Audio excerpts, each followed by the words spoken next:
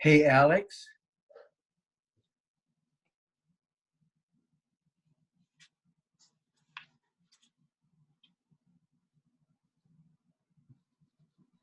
Yes, sir.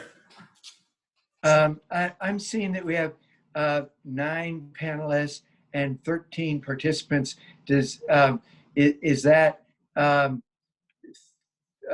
just 4 additional people?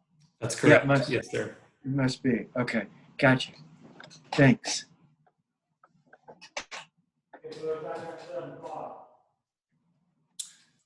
Mr. Mayor, you're muted. You are on mute.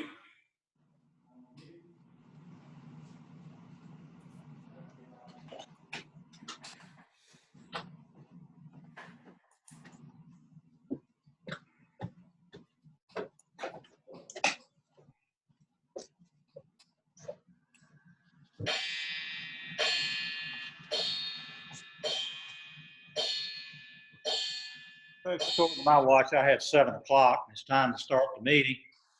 I'm going to call the meeting to order, and we're going to start off with a Pledge of Allegiance. And I'm going to turn I think everybody can see the flag now.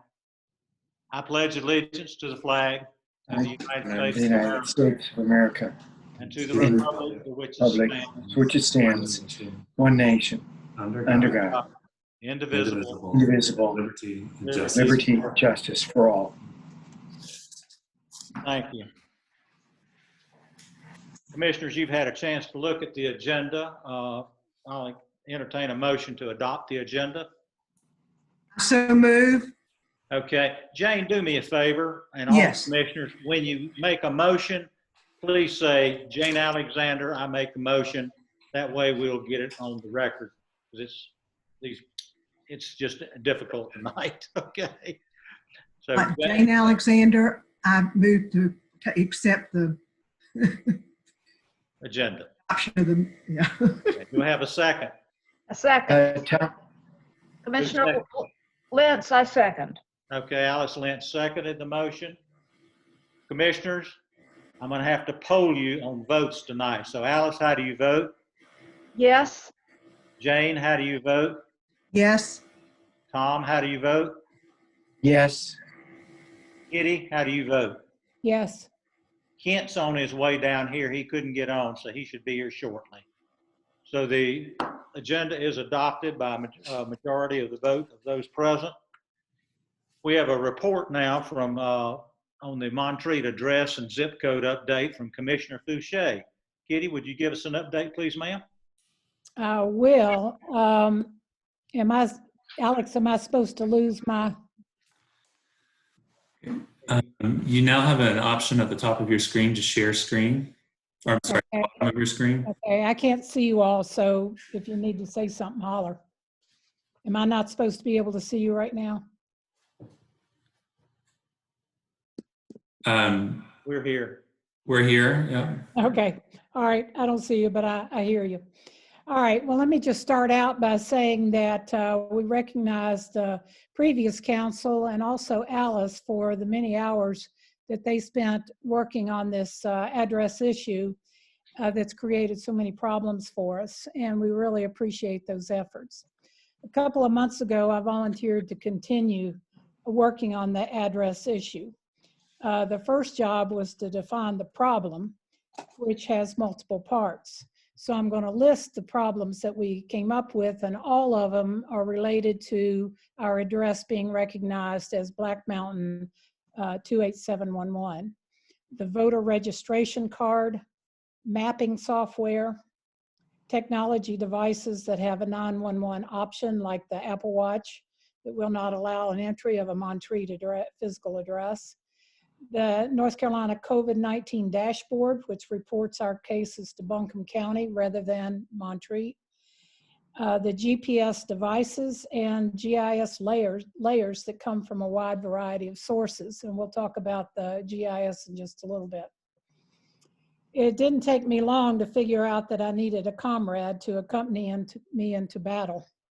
Tom Widmer was willing to join me in the war room. After our first meetings, we determined that we had made made great progress in widening the scope of our problem, but had made little headway in solving it. Since at least 3 of the above problems involve mapping software, I called my brother, Joe, who's the Chief Information Officer for the Tennessee Department of Transportation, to get his input.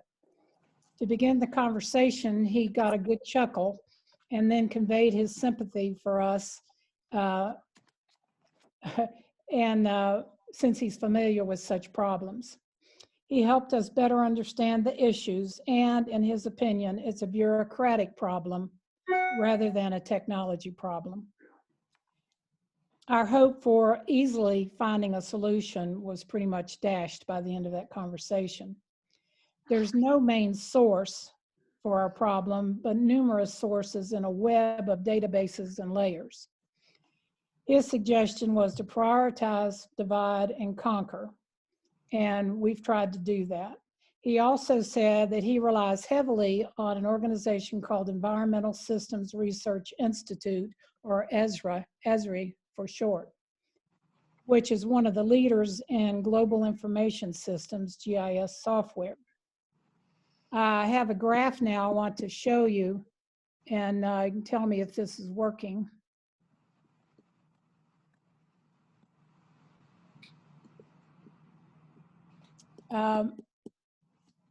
Here's one example. Can you all see that? No. Okay. What do I need to do, Alex, to share my screen? At the bottom of your screen, there should be an option that says share screen in green. Should be able to click on that. You know, I don't see.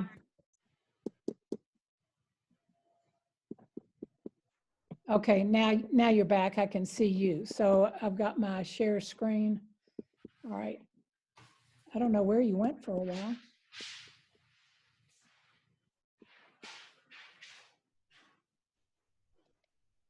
Okay, I'm gonna, who can start sharing when someone else is sharing? I'm gonna say only the host. Is that okay? Yes. Okay. All right. Can you see it now? No.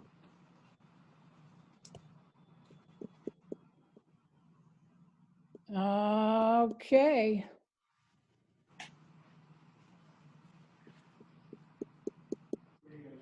Well, I've clicked who can share and I said all panelists.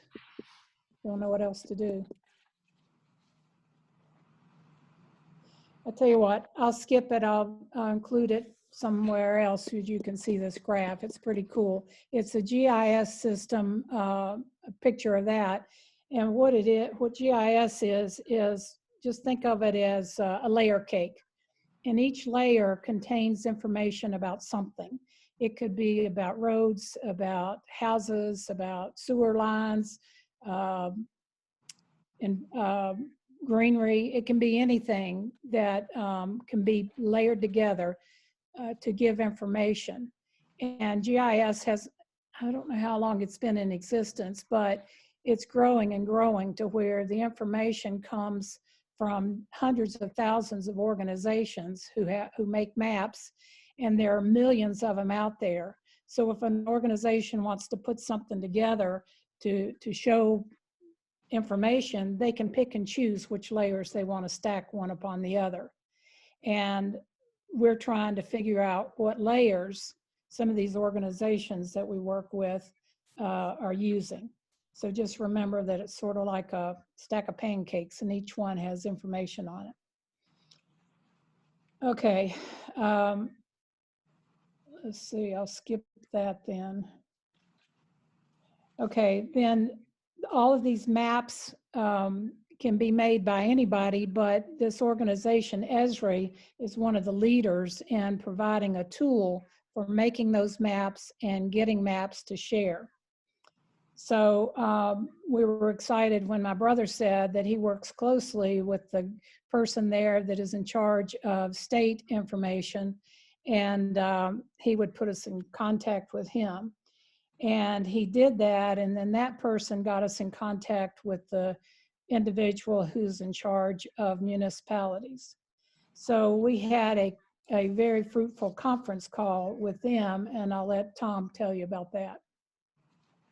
Well, as Kitty said, we met with the regional head of ESRI for the government entities in the Southeast, as well as the regional rep for municipalities in North Carolina.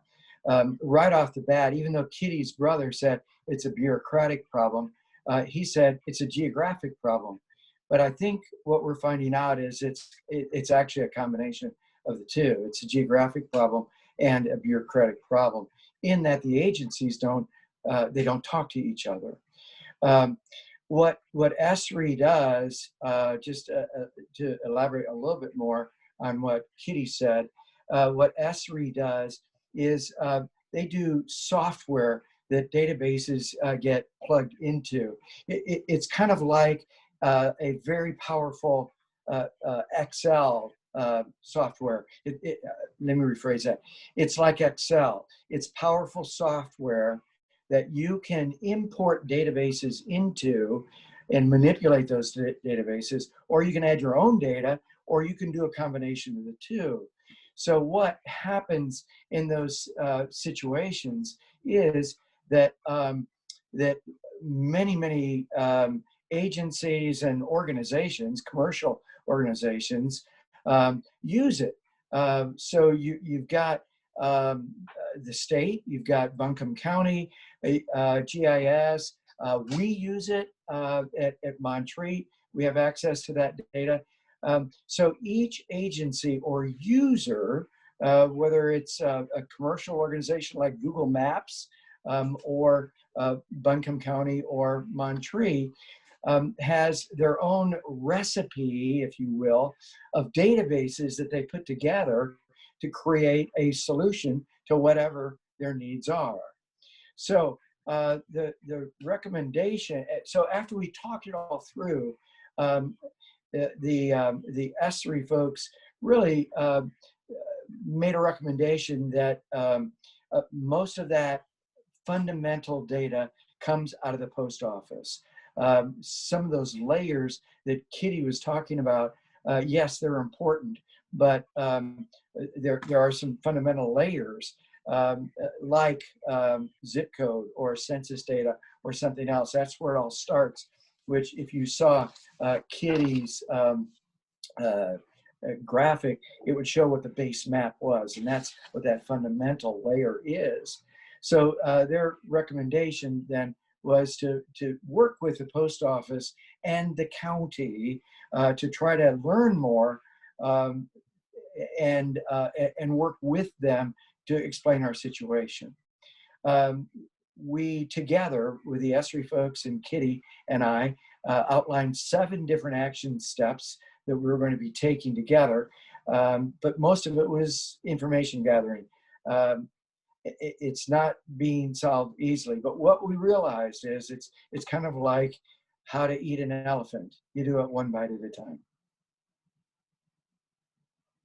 Kitty? Okay. One of the items on our list was the emergency 911. I've done some research on that, and that new system was supposed to be in place November the 4th, but it's not in place yet, but I think it will be coming out soon. I was concerned that 911 would not have our correct addresses, but I have been convinced that they will have our addresses, and when the new system comes out, not only will they be able to find our house, they'll be able to find where we are using our cell phone. So I'm excited about that. The other part was when I bought my Apple Watch, I was very frustrated that I couldn't put my address in. I ended up putting in the town hall address because I figured maybe somebody there would point him to my house. But it's been very frustrating not being able to depend on that feature. We talked to someone yesterday who said, what address did you put in? I said, 129 Virginia, Montreat, 28711, 757. And he said, no, put in Black Mountain and their zip, which how would I have known to do that? So I tried it. changing it online, and it went. I'm now in the system as living in Black Mountain, but at least they have my address. I talked to the fire department chief and expressed my concern about 911 and not having our addresses, but he assured me that all was well. So I think we might be able to check that concern off of our list. As Tom has mentioned, we think the post office and the zip codes really are at the heart of our problem. Let me try this sharing again. I don't know why everything left before, but I'm going to try. Okay.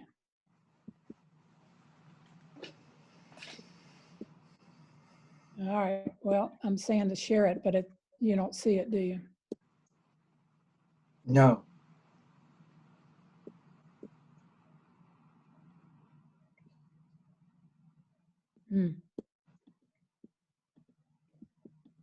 Well, I'm checking everything on here. Okay. Try one more thing.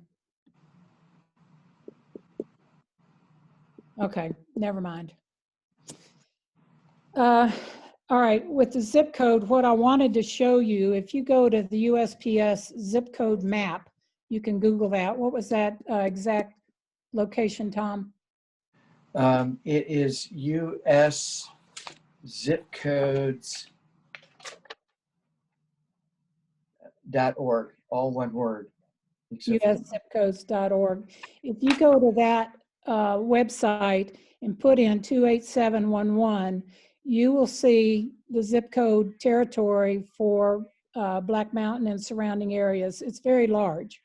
It's very long, north-south, and not so wide east-west, but it's a big area. If you could go and put in our zip code, it comes in as a tiny little area within 28711. If I was teaching Venn diagrams, I would say it's a subset, but it's totally within the 28711 zip code. And the most amazing thing about it, if you look carefully at the map, you'll see that the boundary line for 28757 runs up Flat Creek. So if you live on the east side of Flat Creek, like Kentucky, Lookout, Shenandoah, you do not live in 28757 zip code. So that added more confusion. If you look at that site at the population, it lists us at something like 280 people. That's because that's how many people live on the other side of Flat Creek, on this side of Flat Creek. So zip codes were made in 1963 by the post office, USPS, for their mail delivery. They had no idea that what was going to happen to their zip codes, how they were going to be used in the future. So they did not start this problem, and it's not even their problem. It's our problem because we're using their zip codes for purposes they never intended. Let's see, do you want to say anything else right now, Tom, about the zip codes? Yeah, I just make a couple remarks on that. The problem is that zip codes do not define municipal boundaries. Zip codes were, as Kitty said, developed by the post office just for mail delivery, but not for the purposes of defining anything else besides their mail delivery codes. The only thing that really defines us, besides our actual boundaries that we define through surveyors, is the U.S. Census data, because it can, with census tracts and block groups and individual blocks, define our geographic area of Montreat. You just have to remember that zip codes do not. But a lot of people and a lot of agencies are using zip codes to define Montreat. We even asked, which if I can talk about COVID too, Kitty, in a minute. Well, I'll come back to that after I give my COVID report. Okay. We also went to Tim Bryson, our postmaster, and got him more involved. He's been involved and he was well aware of it. And he decided that maybe it would help if if he would connect our physical address to our post office box. So he spent hours, days, and stayed overtime on his own time to put all of our physical addresses in and link them to our post office box.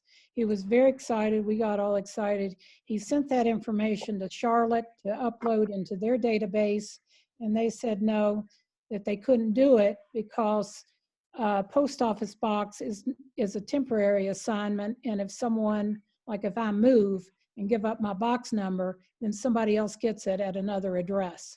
So they did not upload his information, and it's good information, but it is not helping at all in that way. Tom, you want to go ahead and talk about the COVID? Yeah.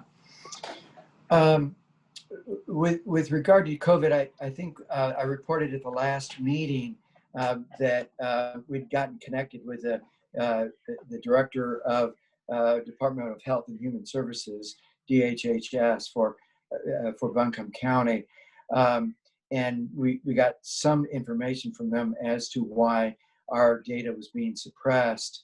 She introduced us to 3 folks up in Raleigh, 2 of whom reported to the 3rd. And that person is actually a chief scientist with the CDC who is working with North Carolina DHHS as the head of data. So this person is really very connected, both with the county, with the state as well as nationally. Everything that's happening with with COVID is really being driven by Department of Health and Human Services, HHS nationally, as well as the CDC and each state Department of Health. All the decisions that are being made are at those highest levels.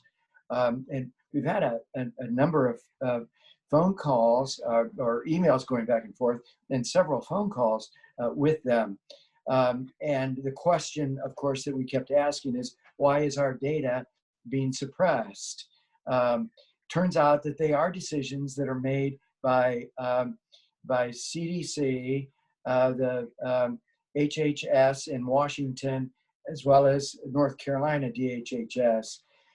Their responses are that our population is too small to maintain confidentiality, and that secondly, their records show that our zip code has a population of 0, since they define it as the post office, and thus they can't report any data with a population of 0. We asked them in counter to that, we said, well, what about nursing homes and child care facilities? You're reporting local data on that, and the confidentiality and anonymity issue is being broken there. And they admitted that yes, it was. But what they did say was, and let me read you their response. This is from the North Carolina Department of Health and Human Services. They said additional information can be shared when it is necessary to protect the public's health. This can include outbreaks in congregate living settings. The decision was made to post the data for these congregate living settings routinely for the facilities that are required to report outbreaks and clusters to public health. Information about clusters and outbreaks in other settings can be shared if it is deemed necessary by public health officials. And they did deem it necessary.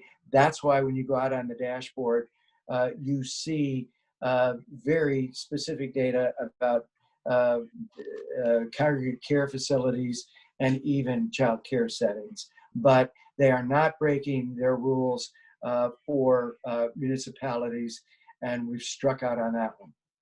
So our data will always be aggregated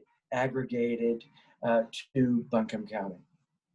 But the good news there, Kitty, is that we will continue to have the Montreat dashboard, which is being very well maintained by our friends at Montreat at the college. Montreat College, yeah. Yeah. So with that information, we've decided to move COVID to the bottom of our list because it's not going to get solved, it looks like, and maybe COVID will be gone and we won't have to deal with it anyway. We're hopeful that the people at Esri that we're working with, that we're very excited about helping us, they've made some few contacts and will get us more information and more contacts. So we're excited about where we're going there. And there's been even a promise to check into the post office situation. And I'm not going to get too excited about that until it happens, but at least we have some promising information from them. I have made an appointment for Monday, and Alex and Tom and I will be on a phone conversation with the Buncombe County GIS coordinator, and we're excited about that too, because as he said, he's been dealing with this for over a decade and actually sort of tired of hearing about it, but he's renewed and said he would talk to us. And what we hope from him is to just share what we found out and then ask for guidance. We don't expect him to solve our problem, but we would like to share with him where we are and see if he has any suggestions about what we might do or where we might go from here. Is that about right, Tom? Yep, that's it. Can I comment on one of the other things that we're doing with the officials? And let me just preface that by saying that we are frustrated, as you can probably tell, just like the rest of the residents here in Montreat. You know, we had a comment from one of the residents here about why this can't be resolved. Comment really spoke to the gist of the problem, that we've got 2020 technology, we've got GPS, we've got analytics, we've got artificial intelligence and lots of other things. There's no reason why this problem can't be resolved. And I understand that frustration. The issue is, though, it is all that technology that gets layered on top of each other that's causing all these different applications to use all these different databases, which just makes this problem even bigger with each new form of technology that comes out. But as Kitty said, Tim has, well, we've heard from 3 or 4 different sources that the post office is really, the zip code situation is really one of the base databases that we need to work on. And Tim, even though he struck out, said he's going to keep working at it. Our friend at Esri has a contact at the post office, and he's working with it as well. And we have reached out and are trying to set up some meetings with our federal officials, our 2 U.S. senators, Burr and Tillis, as well as Representative McHenry, with their staff to explain the situation and see if they can help us make some inroads at the post office. That's it. I've got some final remarks here, but should I ask Tim for questions or just go ahead?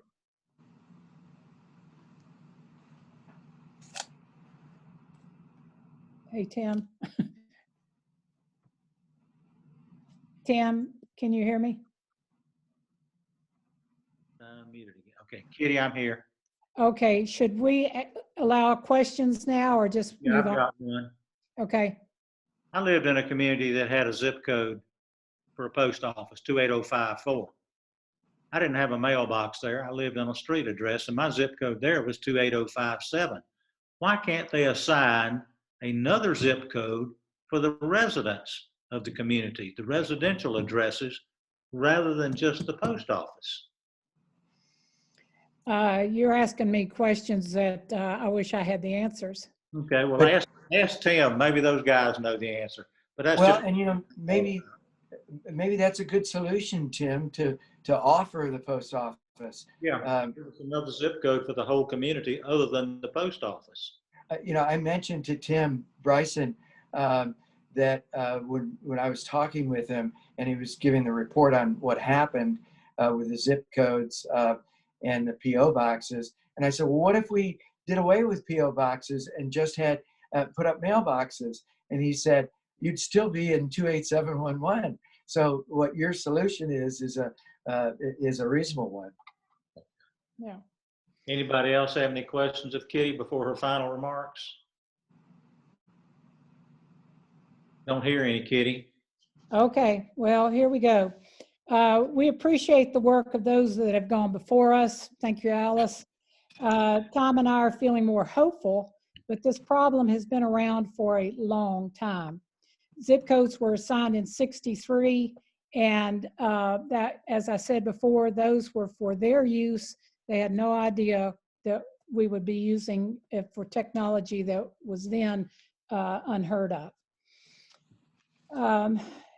There are communities all over the country and even within Buncombe County that have to deal with zip code issues, just like Tim said.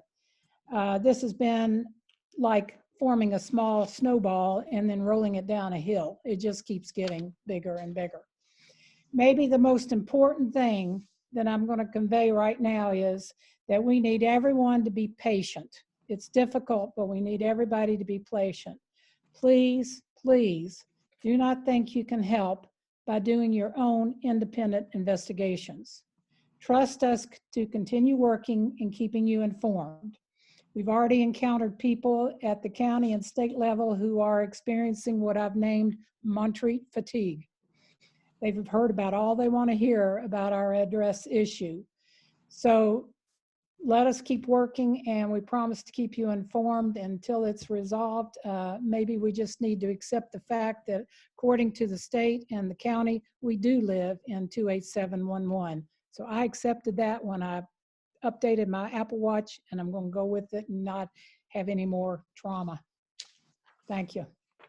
Thank you, Kitty. Thank you, Tom. Y'all, it's sort of like the serials we used to watch at the movie or the soap operas. Y'all stay tuned for more to come.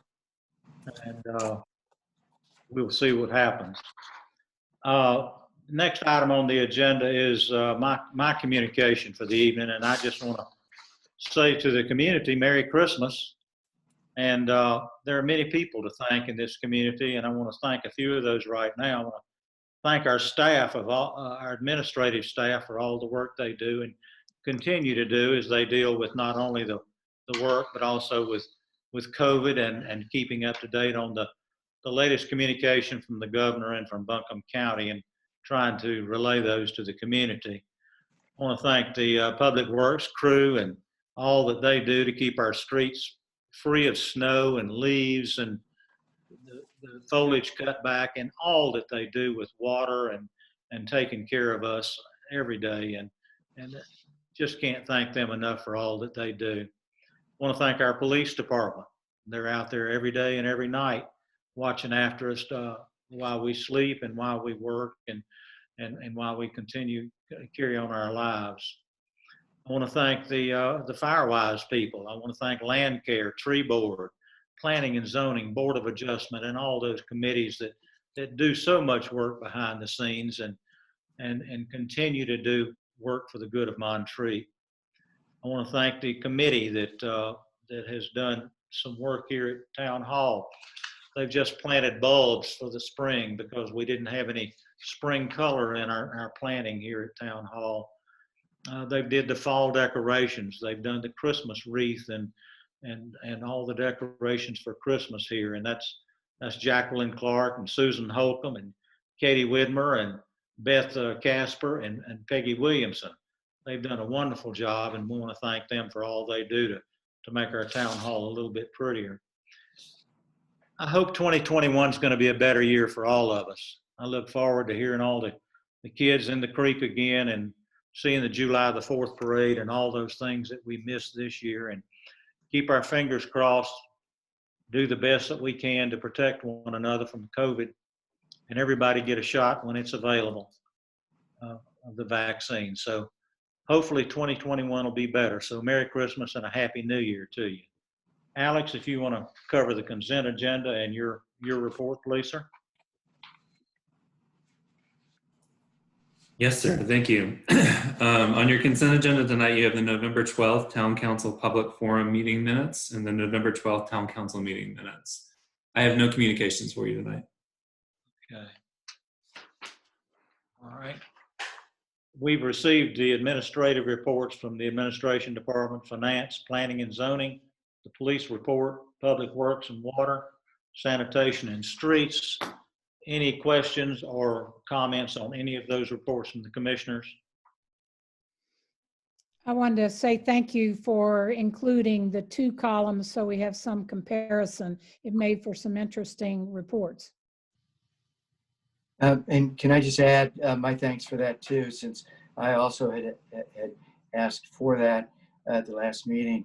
And I also just want to comment that that there was no finance report, and I'd just like to ask that we since we are in a very difficult financial situation, that we keep that top of mind and try to get those reports to tell us how our town is doing financially. And maybe Darlene can just give us an oral update on that now. Darlene?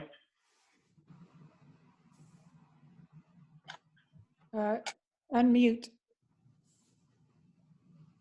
Darlene here? Yeah, but she's muted. Somebody needs to unmute Darlene.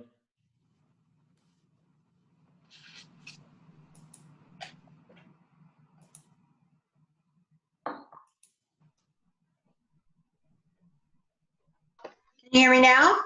Yeah. Oh, yeah, we can hear you now, Darlene. Thanks for joining us. The reason why I didn't prepare a financial report this month was because we're in the middle of our audit. So auditors just started, I'm sorry, that's my dog going crazy. Auditors started, I believe it was last week, was their first day of actually tackling the financial statements and trying to get some information from us to begin the actual field work.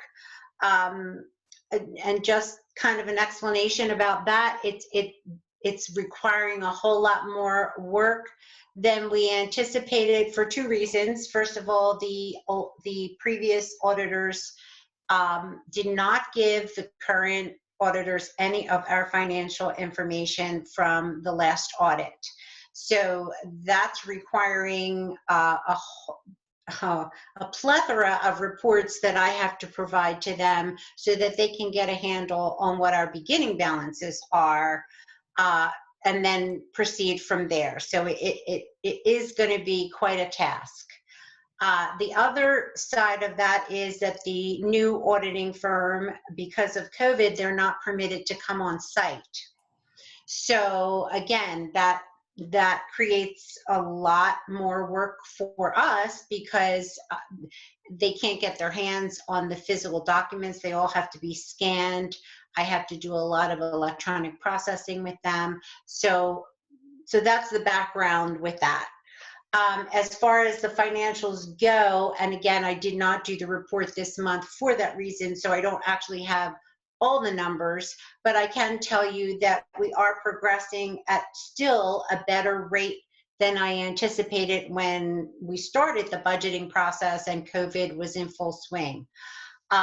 In terms of the sales tax, it went down, I believe it was something like 2%, 2.1%, which again is a lot better than what we had anticipated. So that's kind of an overview in terms of the revenues. The water revenues are pretty much the same. The property taxes are still coming in. January will probably be the end of that influx because after January 5th, property taxes are late. So most people will try to get in all of their payments by the end of December. Tom, that probably didn't answer everything as you wanted, but that's an explanation of where we are.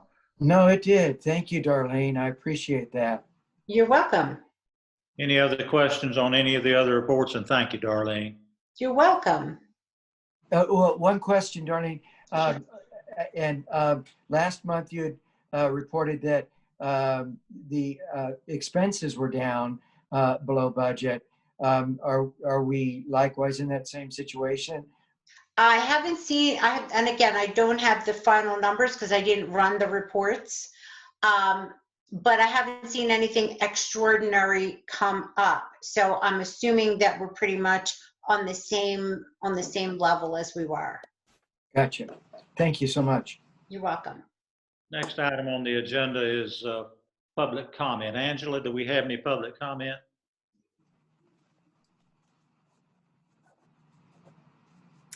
I have one.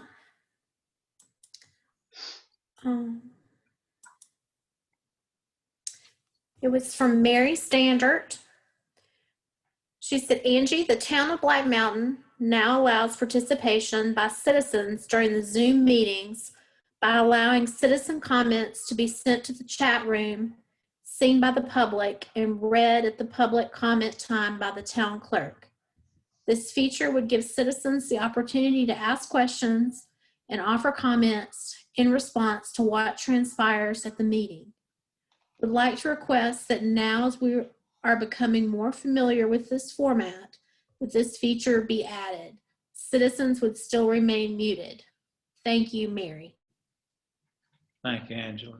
And that's the only public comments we have tonight. Yes. Thank you, ma'am. Okay, we move on to old business, which we have none of. New business. It's time for me to take the oath of office as mayor-elect. Now I'll be mayor in a minute. I have my hand on the Bible, and I'm going to read my oath of office. I, Tim Helms, do solemnly and sincerely swear that I will support the Constitution of the United States, that I will be faithful and bear true allegiance to the state of North Carolina and to the constitutional powers and authorities which are or may be established for the government thereof, that I will endeavor to support, maintain, and defend the Constitution of North Carolina, not inconsistent with the Constitution of the United States, and that I will well and truly execute the duties of the office of mayor of the town of Montreat according to the best of my knowledge and ability, so help me God. Effective this 10th day of December, 2020. And the next item on the agenda is the oath of office for Commissioner Kitty Fouché. Okay. I, Catherine Kitty Fouché, do solemnly and sincerely swear that I will support the Constitution of the United States, that I will be faithful and bear true allegiance to the state of North Carolina and to the constitutional powers and authorities which are or may be established for the government thereof, that I will endeavor to support, maintain, and defend the Constitution of North Carolina, not inconsistent with the Constitution of the United States, and that I will well and truly execute the duties of the office of Commissioner of the town of Montreat according to the best of my knowledge and ability, so help me God, effective this 10th day of December 2020. Congratulations, Kitty. Thank you. Same to you. Under new business also, item C is the oath of office for Commissioner Jane Alexander. Jane?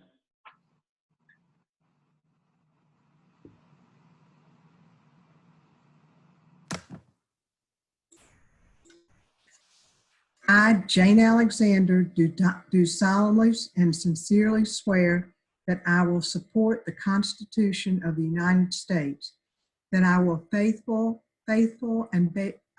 faithful and bear true allegiance to the state of North Carolina and to the constitutional powers and authorities which are or may be established for the government thereof, that I will endeavor to support, maintain, and defend the Constitution of North Carolina, not inconsistent with the Constitution of the United States, and that I will well and truly execute the duties of the office of Commissioner of the Town of Montreat according to the best of my knowledge and ability, so help me God.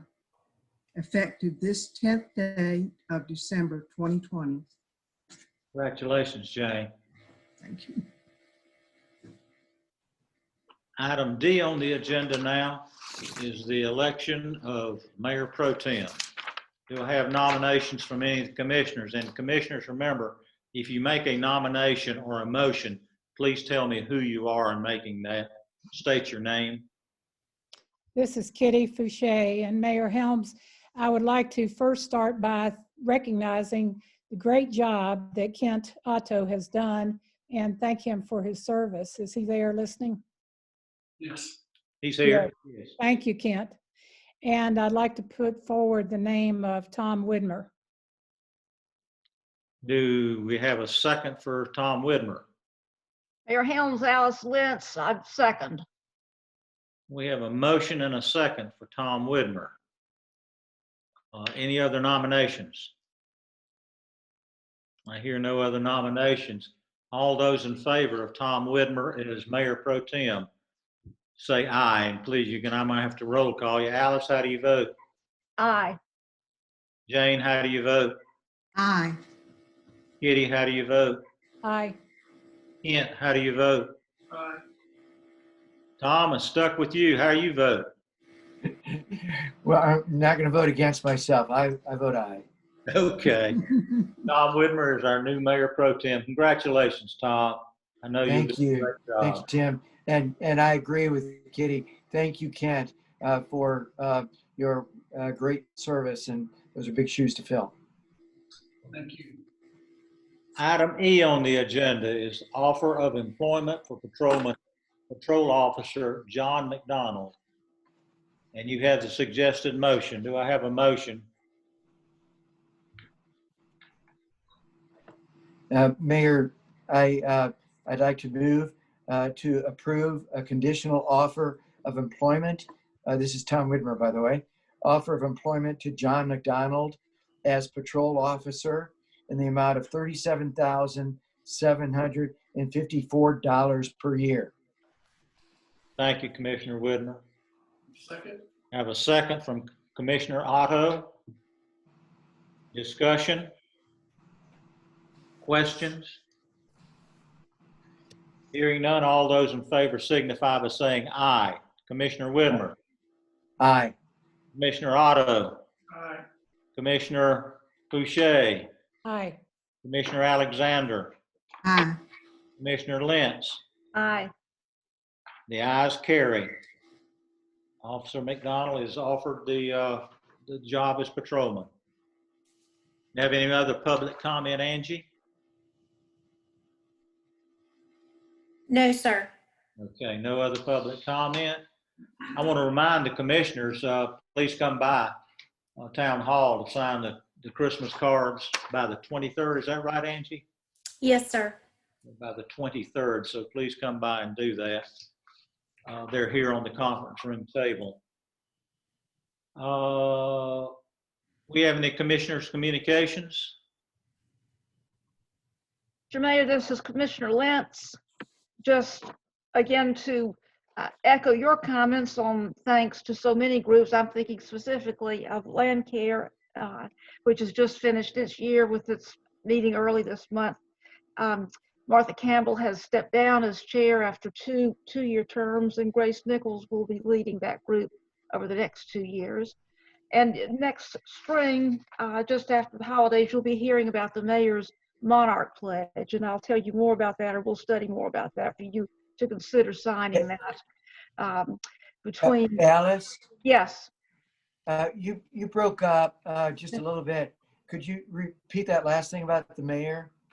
the National Wildlife Federation has an activity called the Mayor's Monarch Pledge that comes along between December and March every year in an effort to encourage mayors to commit their communities to taking a few actions to protect monarchs. And so I would like to just alert you to the fact that you'll be hearing more about that, and that perhaps we'll take a look at it, and our mayor might consider signing this before March of next year.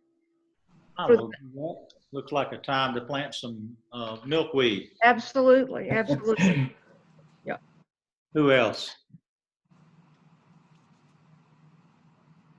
Hearing none others, dates to remember, the Montreat Land Care is January the 6th, 2021, 9 a.m. and location to be determined.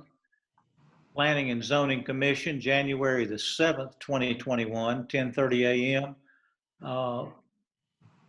Method and location to be determined. And Tree Board, January the 26th, 2021, 9:30 a.m. Location and method to be determined. A lot of this depends on COVID and where we are with COVID at that time. Commissioners, I have nothing else on the agenda. I'll entertain a motion to adjourn. Kitty Fouché, I so move. I have a motion from Commissioner Fouché. Do I have a second? Alice Lentz, I second. I have a Alice. Yes. Kent Otto beat you to it. All yours, Kent. He's sitting here in the conference room with me. So,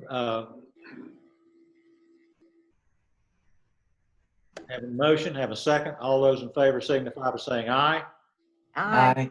We stand adjourned, and thank you so much for this meeting. It went smoother than I thought. It's still an awkward way to communicate and do business, but thank you everyone for participating and being here and taking the time out of your evening. And thanks to those citizens who joined us tonight.